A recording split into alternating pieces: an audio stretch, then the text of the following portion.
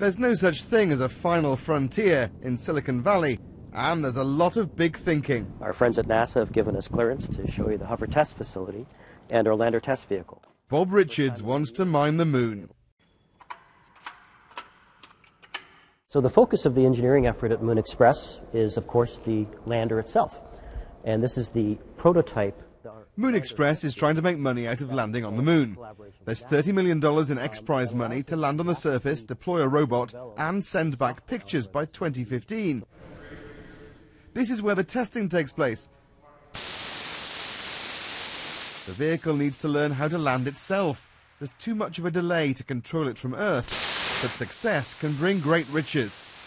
The most important thing about the moon is probably the stuff we haven't even discovered yet, but what we do know is that there could be more platinum group metals on the surface of the moon than all of the reserves of Earth. We know that there's water on the moon, which is a game changer for the solar system. Water is rocket fuel.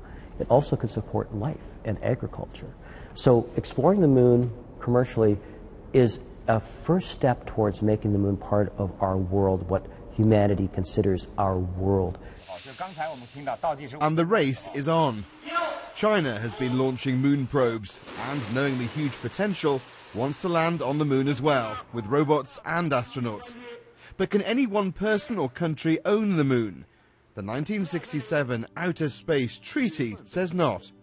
Well, if we, pun intended, drill down a little bit more into the Outer Space Treaty, we find that whereas appropriation and ownership of the moon is not allowed under the treaty, free access, free use, and free exploitation of the moon is not only encouraged, it's codified, it's in the treaty. And so, well, on the one hand we have this, you can't own it, but on the other hand, international law says you can go there and you can use it. So how do we balance those two?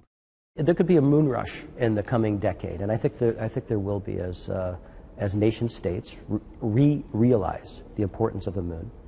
This might be a NASA research facility, but these are private companies that are competing to be the next ones onto the surface of the moon.